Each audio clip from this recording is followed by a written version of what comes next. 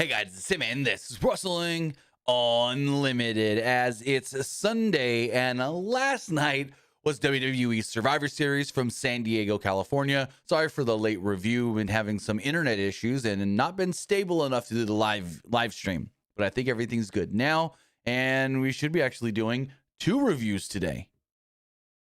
I'm going to be doing, well, not two reviews, but two live streams. So the plan would be to do this live stream to talk Survivor Series, and then come back a little bit later after we eat dinner and whatnot and talk, or not talk, but play some of that new Fortnite season. Really want to jump into that. Haven't touched it at all yet. So going to jump in that fresh with you guys a little bit later tonight.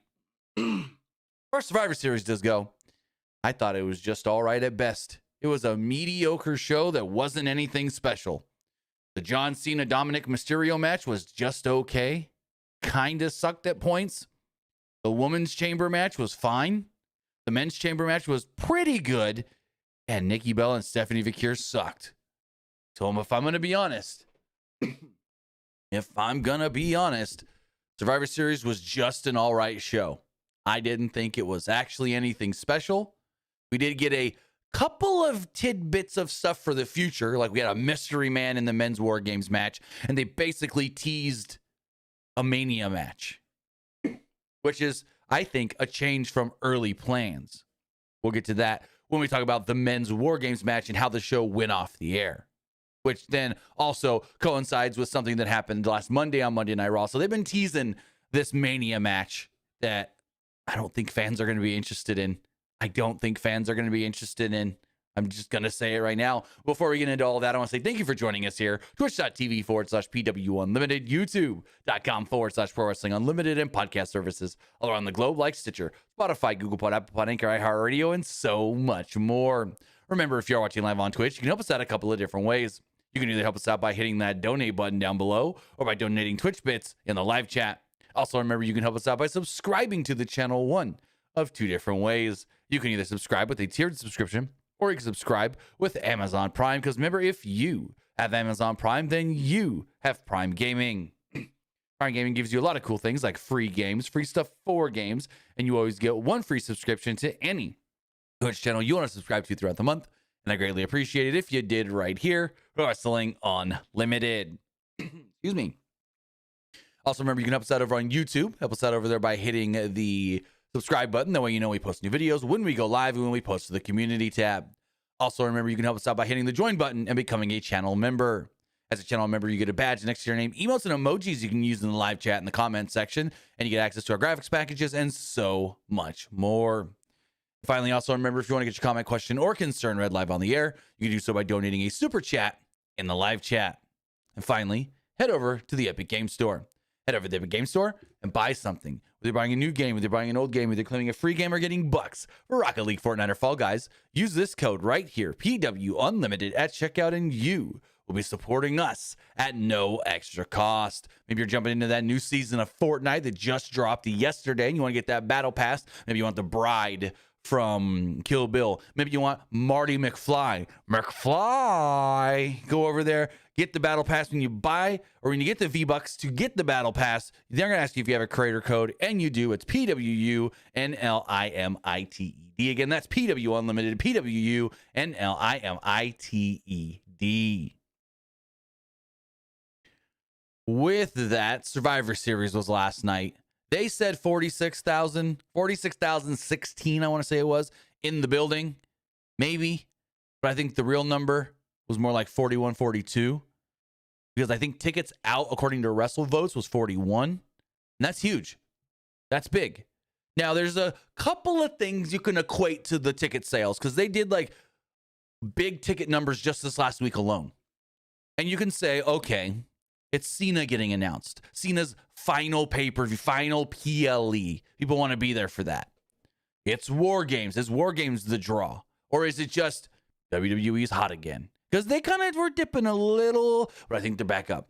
So that's the whole thing. What drew this mega crowd in Petco Park? Was it Cena and it being Cena's last PLE? Was it just WWE themselves and it being Survivor Series? People think Survivor Series is a big deal. Or was it the attraction of a War Games? You may not know, Because some may say, oh, it's just Cena and they're not going to do well. Well, Survivor Series, they're going to go to Toronto next year, reportedly from Brian Alvarez. They're wanting to go to Toronto next year, so they're going to play where they're going to go over to the Blue Jays play, and they've done an elimination chamber there. I can't remember how many tickets they sold, but they want to go to another baseball stadium for Survivor Series. Now, they're going to the United Center for Elimination Chamber in Chicago in March, I want to say it is. That's a 20,000 seat building. Tickets been on sale for a week, and they've already sold half. They're already at 11,000 tickets out for I keep saying Survivor Series, Elimination Chamber in Chicago. So WWE, and that's with everyone knowing Cena's not going to be on that show. That's with knowing Cena's done in 2 weeks. So you almost can't say WWE selling a lot of tickets is just because of Cena. I don't think you can say that, for the sole fact that Elimination Chamber is already selling so well in the first week that tickets went on sale. The first week, 11,000 tickets out.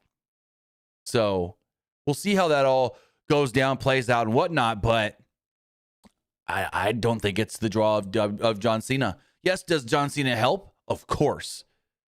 But how much does John Cena help is the question, and we're going to see that in 2026. With no John Cena on all these major shows. Cena's not at Mania. Cena's not at the Rumble, Elimination Chamber, SummerSlam, Survivor Series, Money in the Bank. Cena's not working all these big level shows. So what is the attendance going to look like? And yes, you can compare year to year Elimination Chamber to Elimination Chamber. Kind of, because last year's Elimination Chamber was in a stadium. This one's in an arena. Or you can go like SummerSlam. Or you could say Money in the Bank year to year. Are they going to be up or are they going to be down with no John Cena? You also got to take into account, and I'm not trying to make excuses already, you also got to take into account they're in different cities.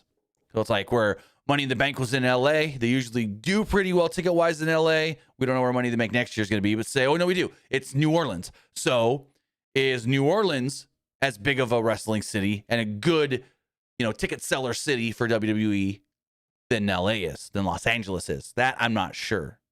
But I don't think they're going to be hurting too much when Cena's done.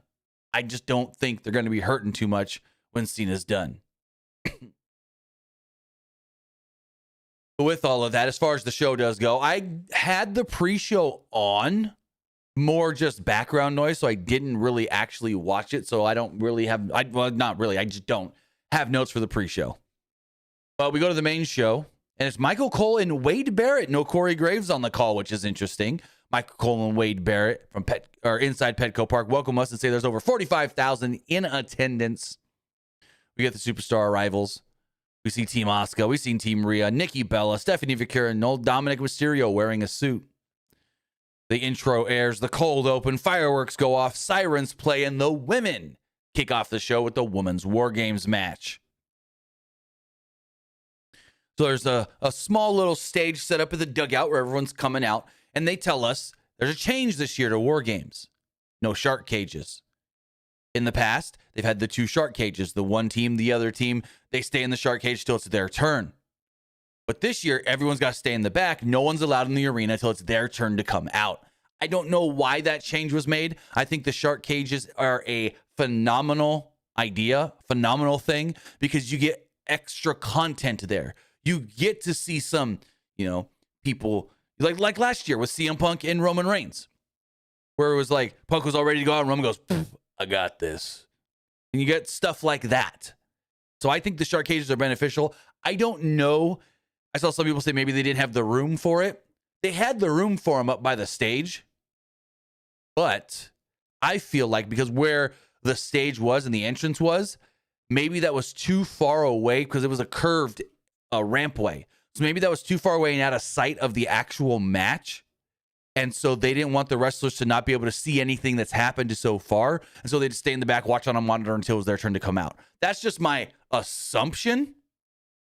But next year, if you can do it, WWE, we need the shark cages back. I think the shark cages are very beneficial to War Games. AEW doesn't do shark cages, whatever, screw it. I think shark cages are a great, I guess you could say, addition or not acceleration. I'm going to butcher this word. Ancillary component to War Games. Because especially if you have people on teams that don't really get along, you can see them interacting in that cage. So bring the shark cages back. Bring the shark cages back. Like I said, I saw some people trying to predict maybe there wasn't room for them. There's plenty of room for them next to the entrance. I just think maybe the entrance was in a spot where it was too far and angled away from the ring, where the wrestlers wouldn't be able to see what's going on, and so they won't know what spots have already been done and who did what and this, that, and so forth before they went out there. So with that, Charlotte Flair came out and they said she was wearing gear inspired by a little 7-year-old girl with DMG, a form of brain cancer. Charlotte actually greeted that little girl at ringside. She was on the aisleway ramp area, and she started off the match, with Asuka. So the two get 5 minutes, and they go back and forth, and not really anything happens in this first 5 minutes. They're really just stalling for time. The women's babyface team had the advantage, and Io Sky comes out next. Sky enters the ring with a trash can. Excuse me. Whoa. Hiccup. Excuse me. Sky enters the ring with a trash can lid. Asuka avoided the lid shot, but Sky hit a drop kick anyways. Sky tried to do a double jump springboard move. Say that 5 times fast. Double jump springboard move. Double jump springboard move. Double jump springboard move. Double jump springboard move. Double jump springboard move. Nope. I ended it with saying double Dutch Seaboard move. Anyways, she slips on the ropes. She hit a shoulder tackle instead. A little bit of a botch there. Fans didn't really care. They popped big for Rio anyways. This is a good crowd. I saw some people saying this was a bad crowd. No. This crowd was very forgiving, and this crowd was into just about everything. Becky Lynch then enters next with a kendo stick. She attacked Sky with it. Charlotte got in Lynch's face, and Lynch tried to play friendly, but they wound up exchanging right hands instead. Alexa Bliss would come out next, nothing in hand. She worked as a team with Charlotte, and they took down Lynch and Asuka. The babyfaces stood tall, waiting for Kairi Sane to come out and enter next with a metal chain.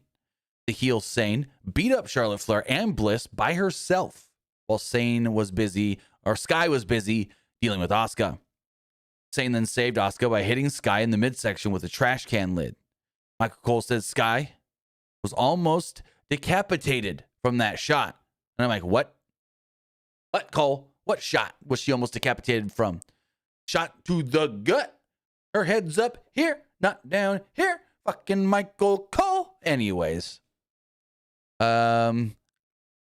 So the heels have control here, and then we get the countdown for the next person, and we hear, light it up, light it up, light it up, light it up, light it tonight, light it up into the star. AJ Lee's coming out, and Becky Lynch is getting scared, losing her shit. So basically, Becky tries to close and lock the door, so AJ can't get in. So AJ just climbs the cage to enter the ring instead. She doesn't jump off the top, but I guess she does like a crossbody off the top rope. It's more of a top rope, not like a top of the cage. But hey, still cool to see AJ Lee do it. Lee then tossed Lynch around in the cage for a little while. She tossed her into the cage as well. Lee also fended off Sane until facing off with Asuka. They circled each other, as Wade Barrett called this a dream come true scenario, seeing AJ Lee versus Asuka. We didn't really get much here, though, because Lynch attacked Lee from behind. The babyfaces then took control once again, thanks to the advantage, as Nia Jax entered out to even the odds. The heel Jax beat up Charlotte and Bliss by herself. She also fended off Sky and Lee. Sky was making her way to the top of the cage, but Jax grabbed her and hit her with the powerbomb. The heels then stomped on the babyfaces as the final woman would make her way out to the ring, Rhea Ripley. Rhea Ripley came down wearing a Terrifier Art the Clown inspired mask. It looked very, very cool. We also had Rhea Ripley Terrifier cross merch, like collab merch, I guess you would say. Rhea Ripley had Terrifier merch on sale at Survivor Series. That's the easier way to say it. So she came out with a trash can and a trash can lid and kendo sticks and everything, and for some reason got her own pyro. No other woman got pyro, but Rhea Ripley got pyro. Rhea beat up the heels alone before helping Sky to her feet. Ripley then placed Sane in a standing clover leaf with Sane trapped inside a trash can. Sky then ran the ropes repeatedly before hitting a running dropkick into the trash can. Jax knocked down Ripley and Sky, but Bliss took down Jax with a DDT. Finally, the last woman would enter the match, and it's Lash Legend. Congratulations to Lash legend and Trick Williams. Trick proposed over the holiday weekend, and Lash said yes. So we're about 32 minutes into this match. Lash legend gets into the ring, and it's officially begun. We are in the match beyond. The heel Lash beat up Charlotte and Alexa Bliss all by herself. Ripley faced off with Lash, and they exchanged strikes. Lash eventually got the better of the exchange, hitting a powerbomb and a big boot for a 2. Ripley then tried a riptide, but Jax intervened. Messi says Charlotte got Flair. Did she, or was that just Pyro to kick off the match? I feel like that could have been Pyro to kick off the match, but maybe you're right, Messi. I don't know, but I didn't count that myself as like Charlotte Pyro. Maybe I got to go back and watch it, and maybe I just wasn't paying enough attention at that point. But I felt like that was just War Games is beginning, ba ba ba ba ba ba ba ba ba, and then Charlotte's right there already coming out. So maybe you're right, maybe I'm right. I don't know. But it was just weird that Rhea got her own dedicated Pyro after everybody else basically came out. Like, why didn't anybody else get special entrance? Anyways, Lynch gave AJ Lee a manhandle slam, but Sky broke up the cover by crunching her with a moonsault. Lash and Jax press slammed Sky and launched her into her teammates. Satan gave Sky an Asuka-assisted insane elbow. They called it the Kabuki special. And Rhea Ripley broke up the pin. Asuka tried misting Ripley, but Charlotte saved Ripley. Lash got misted in the face instead. Ripley and Charlotte then gave Jax a double vertical suplex, and Bliss followed with a twisted bliss. She didn't go for the cover, though, which is weird. Sky then went to the top of the cage and wanted the trash can, and AJ Lee's like, here, but I can't reach it. So Rhea says, hold on, sis, I got you. And she grabs AJ, puts her up on her shoulders in like an electric chair position, and then AJ hands the trash can to Io. Io puts the trash can on over her head, and we slowly out of frame, but kind of see this is so contrived and dumb. All the heels kind of come together, huddle up, and stand in one spot so Io can then do a swanton off the top onto the pile with the trash can on her head. It's the Io spot. Triple H even said it. Wrestlers, eventually, some wrestlers get, I guess you could say, associated with special things. Kofi Kingston in the Royal Rumble, Naomi in the Royal Rumble, Io jumping off the cage. She jumps off the cage, takes everybody out here with the swanton, but not Becky Lynch. Becky Lynch was the only heel not in the pile. She looked scared. I don't get the whole Becky keeps getting scared of things thing here that they've been doing for the last couple of weeks, especially since she lost the title to Maxine. But Lynch was all alone here against the baby faces. Charlotte brought Lynch down from the cage as she tried to climb out of the cage, which would have lost the match for her team.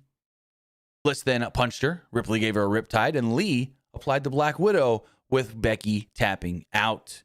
So there we go. Pyro plays or ensues. Pyro goes off as the babyface team celebrates their big victory, which this then also in turn told us, oh, the heels are winning the main event, because WWE likes to do the whole, if babyfaces win one match, the heels win the other, and vice versa.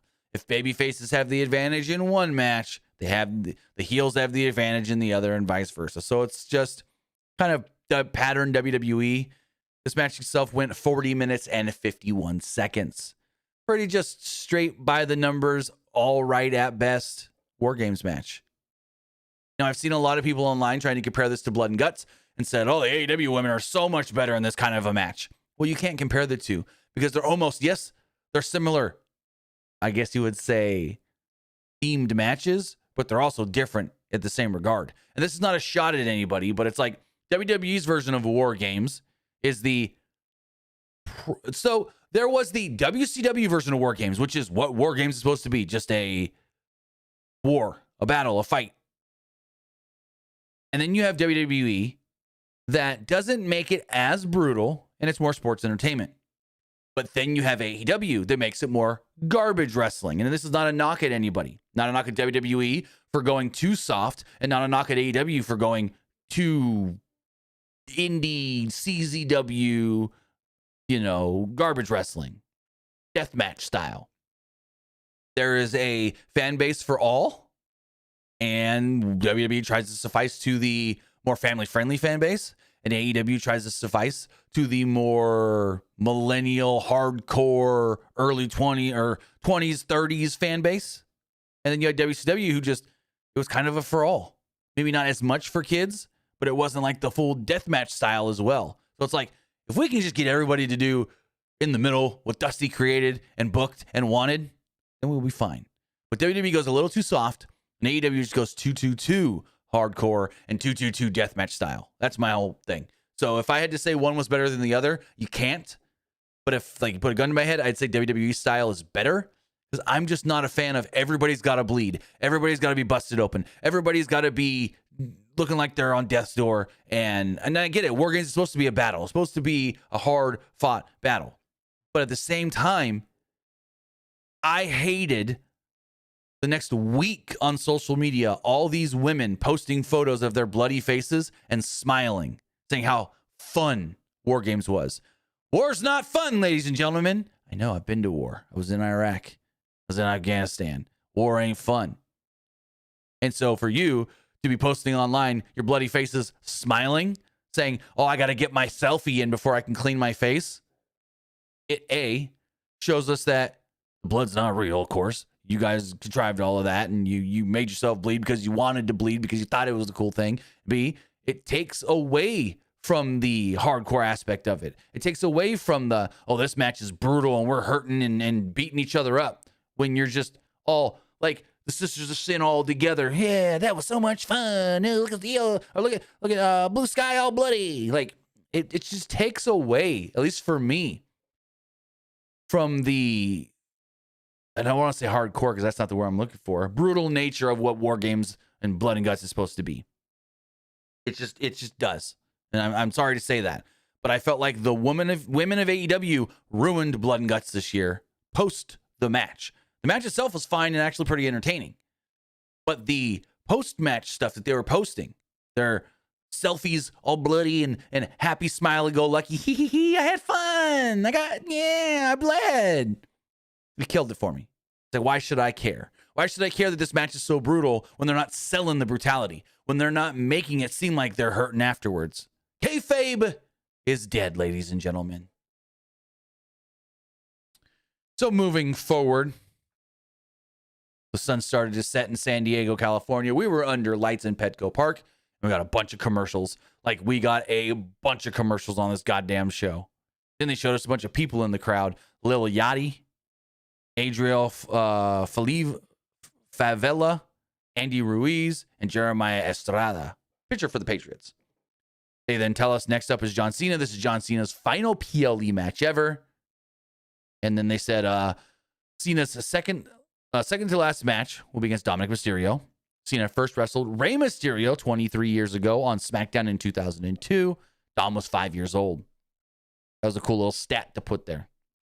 So Dom enters the ring with Judgment Day members Raquel Rodriguez and Roxanne Perez. They cut his music so the fans can just chant for Cena instead of the hometown boy, which they got into him later, but this was a Cena crowd. Yes, they loved their hometown boy and Dom, but this was a Cena crowd. Cena enters. He embraces everybody along the stage. He runs all the way this way. He runs all the way that way. He starts talking to Stu and the other camera cord guy. And the crowd's just chanting, thank you, Cena, as he sprints down to the ring. Alicia Taylor introduced John Cena as the greatest of all time. Triple H said it again, too, in the post-show. John Cena is the greatest professional wrestler of all time. He's like, I don't care what anybody thinks. John Cena is the greatest professional wrestler that's ever lived. And I'm like, there is the argument for that, but I still think number one from a overall standpoint is Hogan. For what Hogan helped this business become, I don't think anybody else in that era could have done it. Could you have put a Warrior there?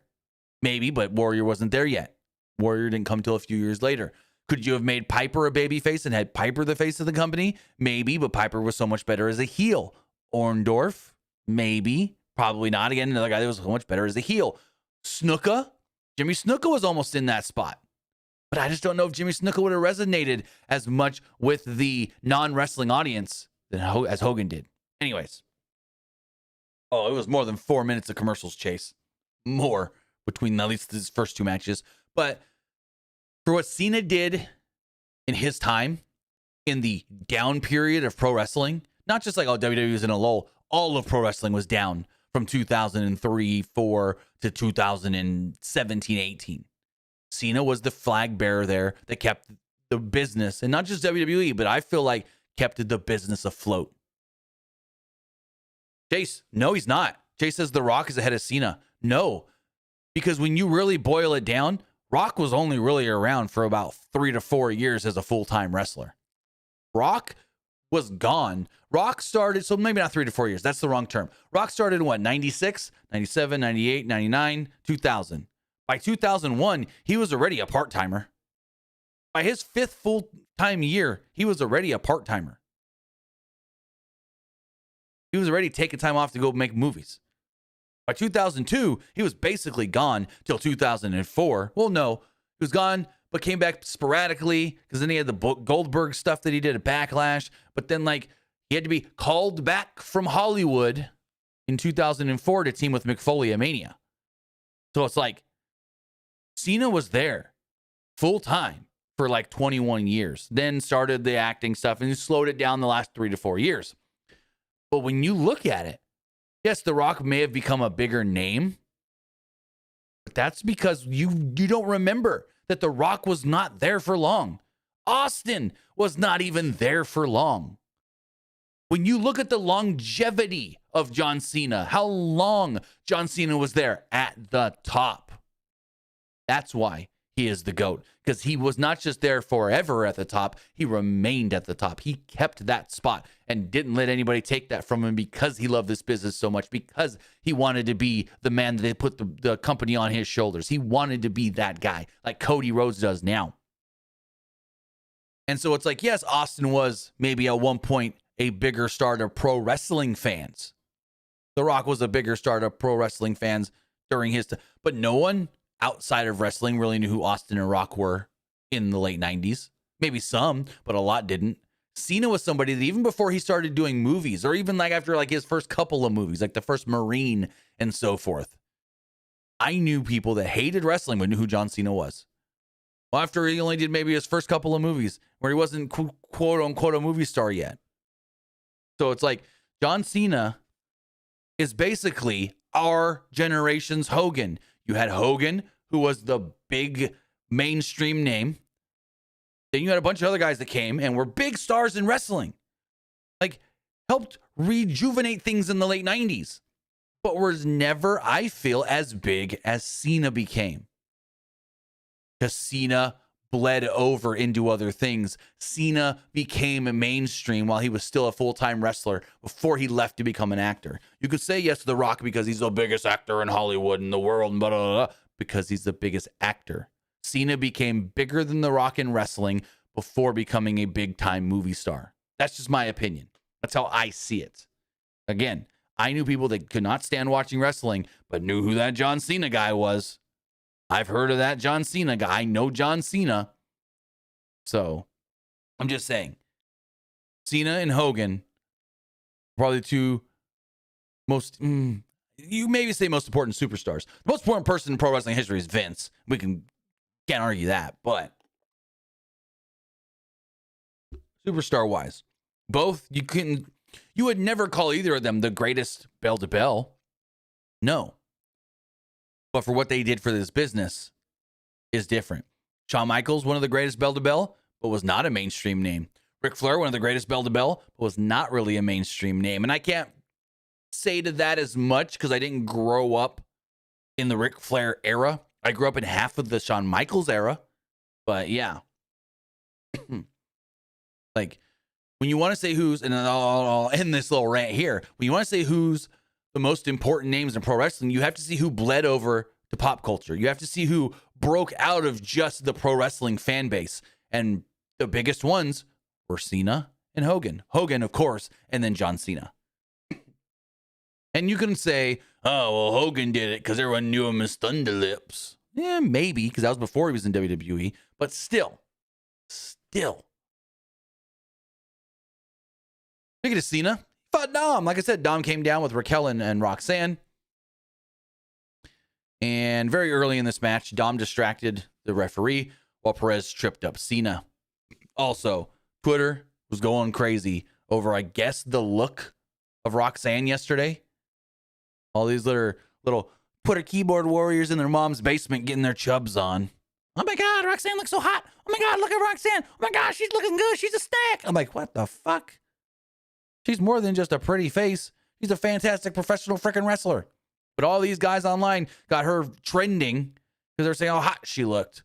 Like, get out of your mom's basement, go meet a real woman, and fuck off. These women in wrestling are more than just a pretty face. Anyways, Dom booted Cena into the corner before pulling the referee aside again for Rodriguez to give Cena a cheap shot. Dom hit the three amigos, only got a 2 off of it. Cena recovered, so Dom scampered outside the ring. Cena went after him, but Dom hid behind Raquel and Roxanne. Dom used their distraction to jump Cena and take over once again. Dom bounced Cena's face off the announce table and slid him into the ring. Dom then tried to slid him into the side of the ring. Dom then tried to go for a Hurricane Rana off the barricade, a la Penta last week on Monday. They tried to basically redo the Penta injury angle. But, and I'll admit, they got me. So, they do the move, but when they did the move on Raw, they actually did the whole move because it wasn't a contrived angle. Penta lands on his shoulder. Solo actually took the bump for the Hurricane Rana and everything, and then Penta was hurt. Well, in this match, Cena doesn't take the bump, and Dom immediately jumps onto Cena, comes down for the Hurricane Rana, but instead of doing the flip into it, he immediately just falls to his shoulder. He's like, I can't move my arm. So the referee tells Cena, hey, he's hurt. Cena gets into the ring, and I'm like, oh, they haven't called the doctor over yet. I don't think this is real. They haven't called the doctor. And then he goes, I need medical. I go, oh, fuck, they got me. Oh, I think he's hurt. Oh, no. Oh, Dom, please don't be hurt. And so medical's checking on Dom, and all this stuff is going on. And then all of a sudden, Raquel jumps in the ring. Remember, the medical and the referee, they're checking on Dom. And so Raquel jumps in the ring, and she gives freaking John Cena a Tejana bomb. And I go, okay, this is weird. Are they stalling for time to see if Dom's actually hurt? Like, at this point, I thought Dom was actually injured.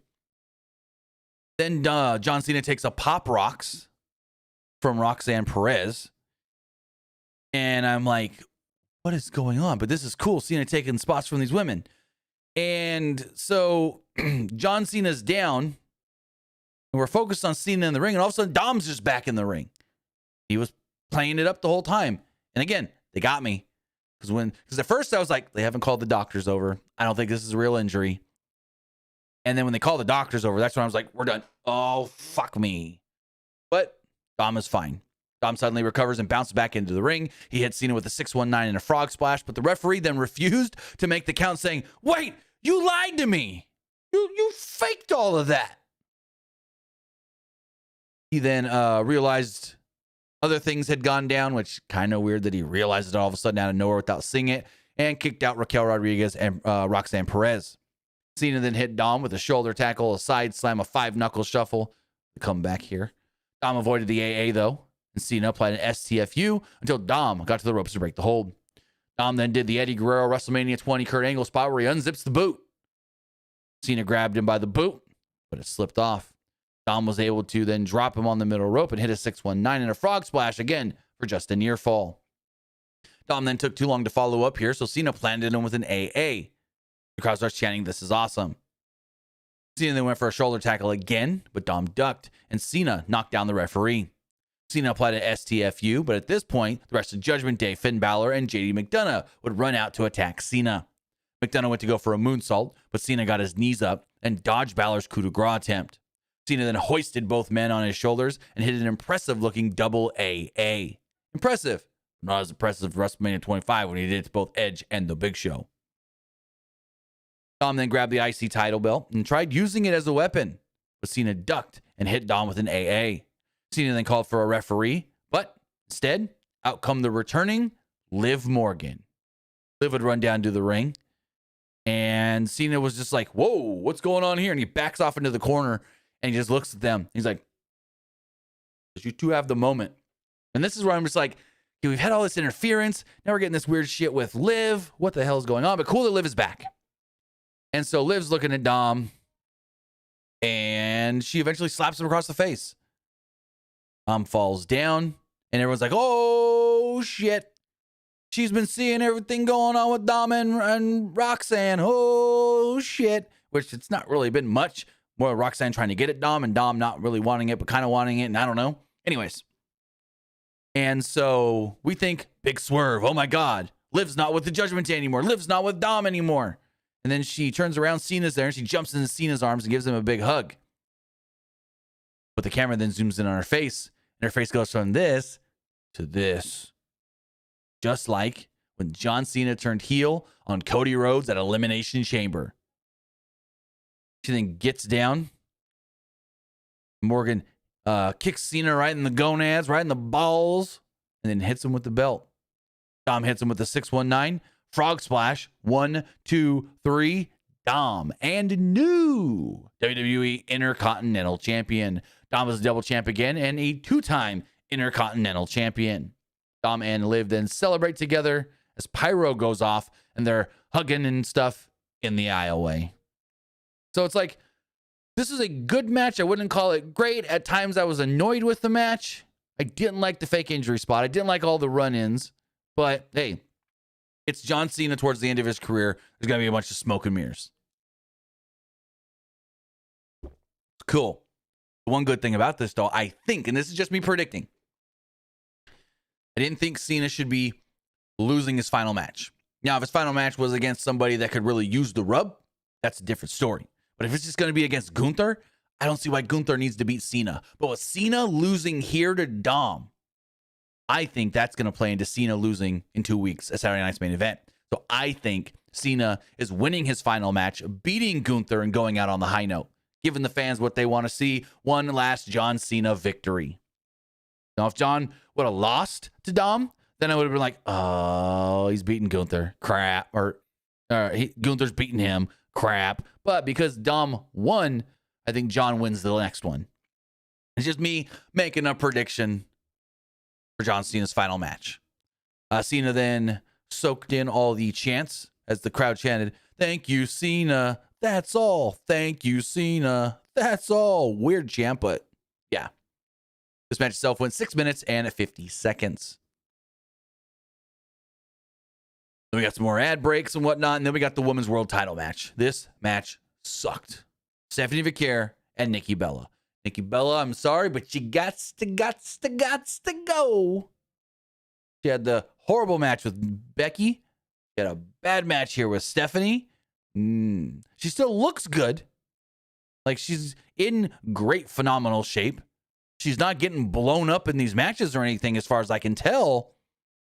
But the matches just are not good. So Vaquer wore black and silver and was all business.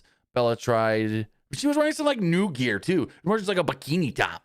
Way different than she's, we're known to see her in. But anyways. I guess maybe because they were right on the beach. She was beach wear. I don't know. Anyways.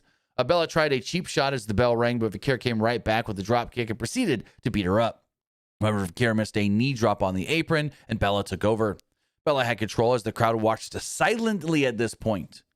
Then they did eventually wake up momentarily when Bella set up for a devil's kiss. Vaquer countered it and hit a back suplex. Vaquer then went for the devil's kiss, but Bella rolled to the apron, and the crowd groaned. They wanted to see this goddamn devil's kiss. Vaquer hit some headbutts, some strikes, a snap suplex. Only got a 2 off of it. Went for the SVB, got a 2 off of that. Vaquer then avoided Bella's Rack Attack 2.0 and hit a corner Meteora. Bella then pulled her down from the ropes and hit a disaster kick, followed by the Rack Attack 2.0 for only a 2 as Vaquer got her foot on the bottom rope. Bella then leaned against the ropes. Vaquer hit a knee drop and kind of missed it. And then went for the devil's kiss on the reinforced announce table, but didn't get, I think, the reaction they wanted because there was no setup for it. They were just fighting by the announce table and all of a sudden did it. And I bet you half this crowd couldn't even see it. So that was not the best of spots there. This crowd wanted the devil's kiss. You know the crowd's always going to go wild for the devil's kiss, but not doing it in the ring, you're risking that, hey, you're in this big-ass building. A lot of people aren't going to be able to see stuff at ringside.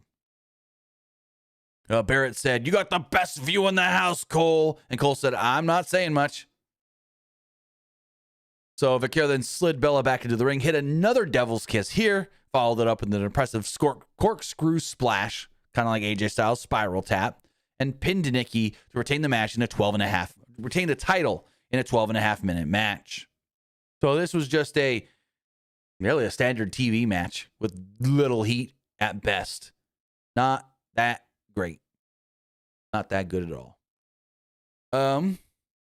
Showed some more people in the crowd.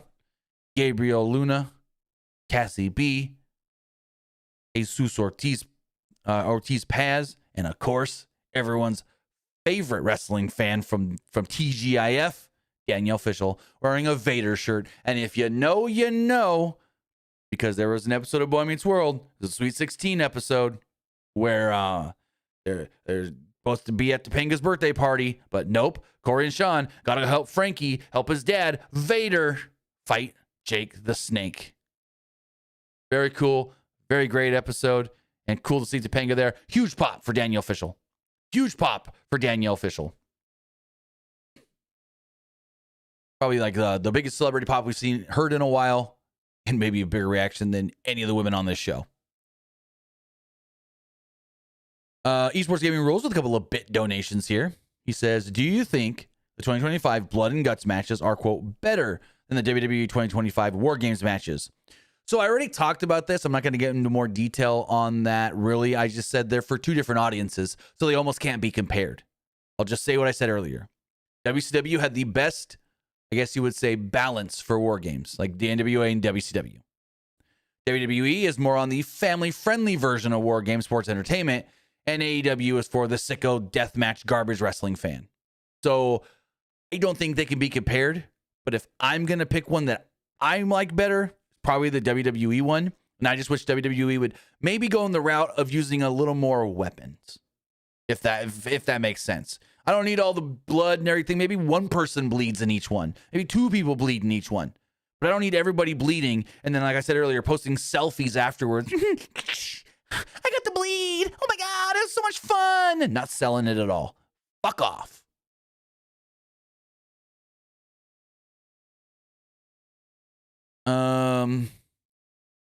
So then we get like, oh wait, look, more here from Esports Gaming Rules. Sorry, I didn't see the other bit donations.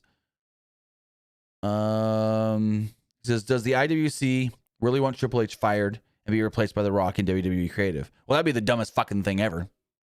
I don't know if they really do. I know there's a subsection that tweet it, but it's not the majority. There are people that just do it. The people that say that kind of stuff, Triple H should be fired. They're the engagement farmers. They're the ones looking for engagement, looking to be called stupid. Like, they don't care what kind of a reaction they get. They don't care if they get the retweet of, man, this guy's got a bad hot take. Oh, this guy's opinion sucks. Oh, this guy's stupid. They don't care if you talk shit on their opinions, because that's engagement. That's more the eyes on their tweet, which then shows X, hey, this guy, this girl, this account is getting engagement. Push their stuff more. Show their stuff to more people. Push it out there. That's what they want. They're engagement farmers. They're rage baiters. They want you to respond to their tweet, whether you think their tweet is good or bad, whether you're agreeing with them or talking shit about them, whether they say, you know, oh, Triple H should be fired because this War Game sucked. And then you say, well, why did it suck? Give me an example. You know, any response they get, they don't care either way, because all these people want that say stuff like that, all they want is a reaction, good or bad. They just want you to react to their tweet. So then Twitter thinks, oh my God, this guy just got 170,000 views on this tweet. We got to pushing his stuff out more. People like his content, you know, what he's got to say. They're not looking at are all the responses negative to the original tweet, or are they positive to the original tweet? It's just, oh, there's engagement here. Let's push it out, because they're engagement farmers and they don't care what the engagement is, good or bad. And Esports Gaming Rules, I'm going to save your middle one here till after the men's War Games match, because it plays into that, and I don't want to talk about the mystery man just yet. So between the women's world title match and the men's War Games match started, there was like 20 minutes. 20 minutes. Then another 5 minutes for entrances. 25 minutes from the last bell ringing to the next bell ringing. Jesus fucking Christ. where it's like, I like the break because then if I got to go pee, I got to go pee. But I don't need 25 minutes to go pee.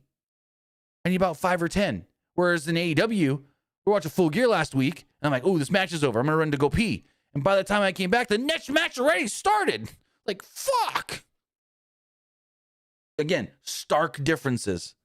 Tony Khan's like, oh, I got to get 15 matches in as fast as I can, so let's just boom, boom, boom. Where WWE's like, oh, we got about 2.5 to 3 hours to get 4 matches in. Well, we'll take our time. Anyways, the men's War Games match is Cody Rhodes, CM Punk, Roman Reigns, Jey Uso, Jimmy Uso, taking on Brock Lesnar, Drew McIntyre, Logan Paul, Braun Breaker, and Bronson Reed. CM Punk and Braun Breaker kick off this match, and we got all the tweets going, oh, this ain't good.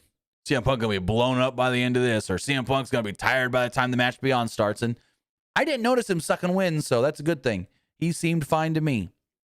But the two battled back and forth, looking pretty good. You know, even contest until Drew McIntyre would come out next. Punk and McIntyre traded fists before Punk fought off both men. But McIntyre dropped him with a Claymore kick. There's a handful of fans that gasped when McIntyre rubbed Punk's face against a steel cage. Which I'm like, okay, whatever. Punk then emerged bleeding from the forehead moments later. And Cole said he wasn't sure how that happened. Really, Cole? His face was just rubbed up against the goddamn cage. And so, give me 1 second. So, Punk comes up bleeding, but he's not really bleeding that much. It's not that bad. And the crowd was kind of quiet here as the heels had the advantage until Cody would come out next. He literally repeated a spot from the Women's War Games match. McIntyre held the door shut so Rhodes couldn't get in, just like, Becky did to AJ. Cody then climbed the cage and hit McIntyre with a flying crossbody. Off the cage. Not the top rope, but the cage. Crowd got into it here. We'll have seen Cody go flying. Punk walked up behind Rhodes, and Rhodes clocked him with a back elbow, not realizing who it was. Punk and Rhodes then got on the same page and gave McIntyre a heart attack. They also gave Braun Breaker a doomsday device, and oh my God, they almost killed Braun Breaker. Braun Breaker is a guy that you're not seeing doing flip-a-doos. You're not seeing this guy, jumping off the top rope. Well, maybe sometimes. I've seen him once or twice, like a flying shoulder. He does the Frankensteiner. But this is not a guy taking, flat face bumps. He's not doing moonsaults or anything. Yeah, he can do the Frankensteiner off the top rope, but that's about it.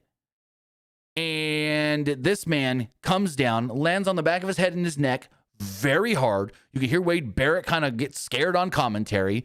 Braun is holding the back of his head. They're checking on him. He disappears for a couple of minutes. And according to Brian Alvarez, last night on the Brian and Vinny show, he stated as soon as this match was over, they took Braun Breaker immediately to medical. And after a good couple of minutes and whatnot, they checked him out and did all the tests. And he got a good bill of health. So Braun Breaker is fine. Which you could tell he kind of was because he's the one that got the win in the end of the match. But you never know if they're just not selling it. But according to Brian Alvarez, they brought Braun Breaker immediately to medical as soon as the match ended. They checked him over and whatnot. And he's good to go, clean bill of health, cleared to keep wrestling. Next out was Logan Paul. He came out with a steel chair. He then helped his team gain the advantage until Jimmy Uso entered next. Big Jim grabbed a Slim Jim table from under the ring, brought it in. Jimmy then shined for a moment until McIntyre cut him off the Claymore. The heels maintained control as Bronson Reed would enter in next. Reed planted Punk, Jimmy, and Rhodes with tsunamis. Jimmy fired back later with some super kicks, but Reed dropped him with a body block. The babyfaces still have 2 guys left to come out. Everybody knew that Jey Uso was coming out next. You all know Roman ain't coming out to the end. So Jey Uso comes out and everyone's yeeting, day one is my day one. And he comes down to the ring and he hands out some super kicks and he helps Jimmy to his feet. They handed out more super kicks and gave Logan Paul a 1D. And so all the heels are down. And they did the fucking stupid thing. All the heels are down. They got to kill time. And so Jay looks at the camera and goes, run it back. So he climbs to the top of the cage. Day one day one is my day one. He starts yeeting and everything during the match. Now, to be honest, if this was during the match beyond, then I would really go off on this. But it wasn't. They had to stall. They had at least they had all the heels down. So it wasn't like there's still other people fighting. But then the best part of all this is they're all yeeting, day one is my day. Brock's music just cuts it off. And the crowd's just like, boo! They were mad. So that was actually kind of fun. That's the one time I think this works, doing the encore in the middle of a match. Because you have to stall for time anyways. You have all the heels already down, so they're not fighting really anybody. And yeah. Brock Lesnar then comes out, and oh my God, is this man made for War Games? This man is made for like a War Games Elimination Chamber style match where you just go in there and you beat the shit out of each other and you just throw people around for a while. And here's the one thing.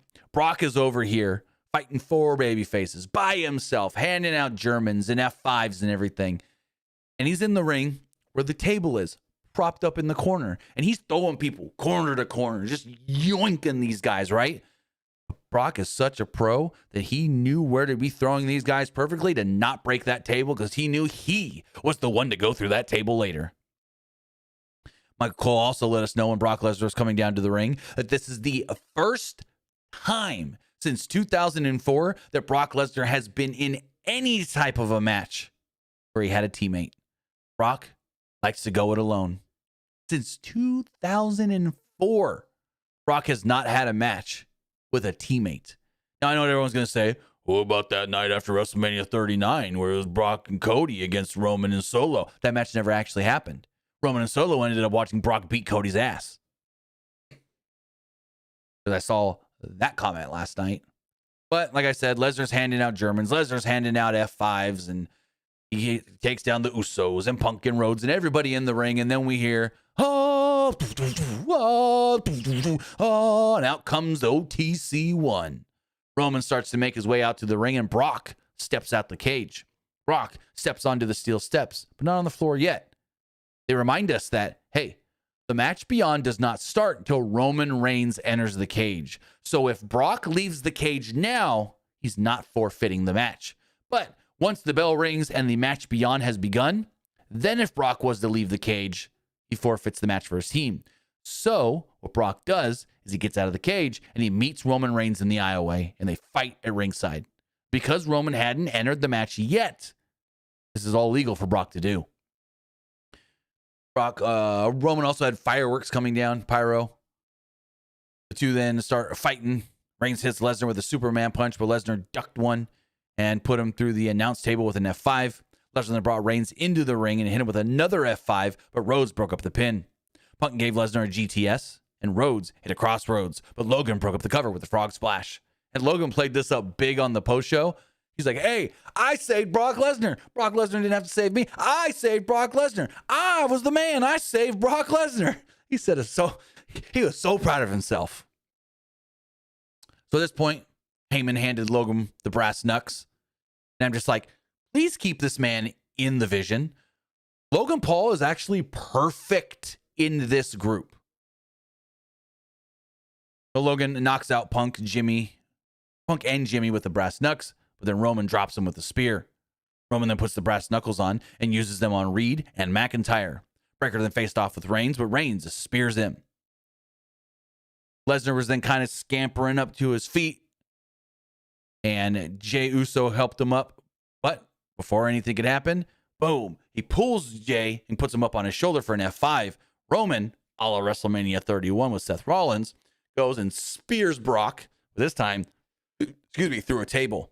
If you remember, WrestleMania 31, Roman Reigns, Brock Lesnar, Seth Rollins, after Seth cashed in, Brock grabbed Seth and put him on his shoulders, and then boom, Roman hits the spear.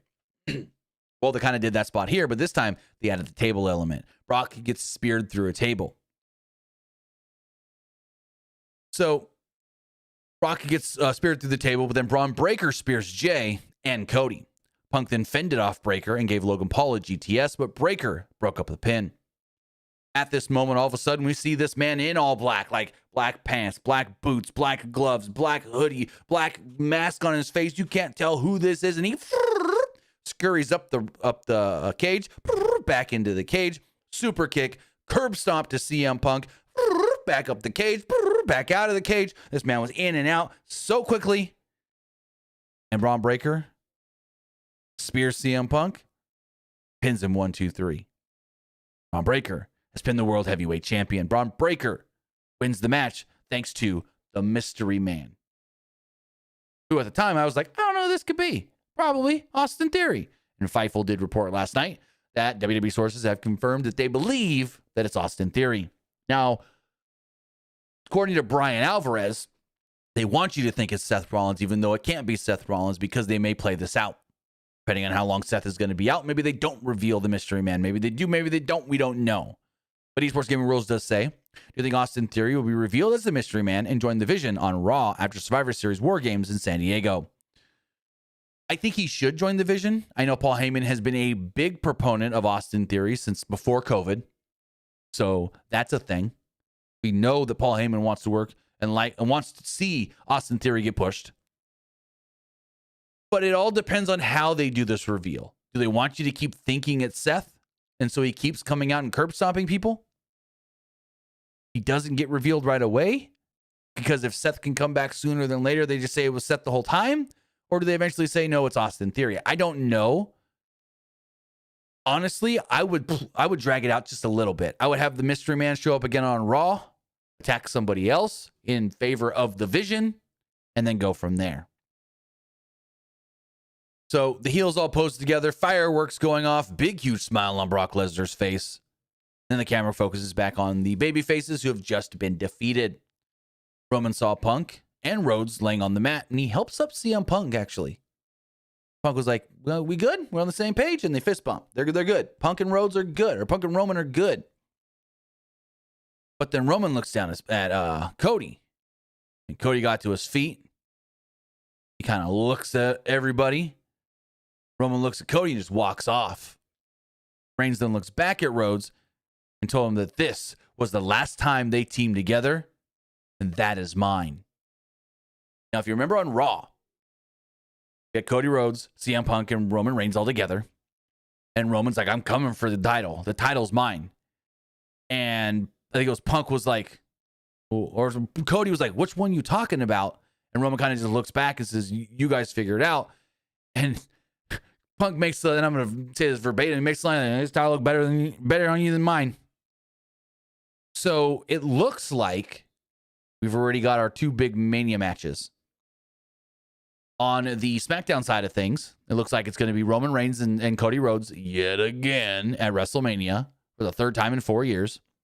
And on the Raw side of things, it's going to be CM Punk versus either Seth Rollins, if he can get cleared before Mania, or Braun Breaker. So I don't know. I think they should do the Braun Breaker match sooner, especially since he pinned Punk in War Games. Whether they do that at Saturday night's main event in 2 weeks, which I think is too soon, or if they do that at the end of January at Royal Rumble, we'll have to wait and see. But the report going around today from Brian Alvarez of F4W Online is this teased Cody and Roman for WrestleMania, which we've already seen a couple times, which we don't need to see again right now. And then either Punk and Seth or Punk and Breaker. Now, the original plan before Seth got hurt and Seth had the world title was Seth and Roman. That was the original plan for next year's Mania. But this match itself went 39 minutes and 24 seconds, capping off just an all right Survivor Series. The Survivor Series, to me, was nothing special. It was fun and easy to watch, but as a show, it was kind of just there. We don't have all the polls here. We do have some of the polls here. So let's go over and check the... So as far as the Twitter X poll does go. As far as the Twitter poll does go, 44% liked the show. 31% thought it was... No, 31% didn't like it. And 24% thought it was just all right. As far as the Threads poll does go, 55% liked the show, 34% thought it was just all right, and 11% didn't like it. And finally, the community poll. 58% liked the show, 26% thought it was just all right, and 15% didn't like it. With that, guys, that is going to wrap everything up. I'll say thank you for joining me here. Twitch.tv/PW Unlimited, YouTube.com/Pro Wrestling Unlimited, and podcast services all around the globe like Stitcher, Spotify, Google Pod, Apple Pod, Anchor, iHeartRadio, and so much more. With that, I should be back live later tonight playing some of that new Fortnite season. So have a great night, and we'll see you next time.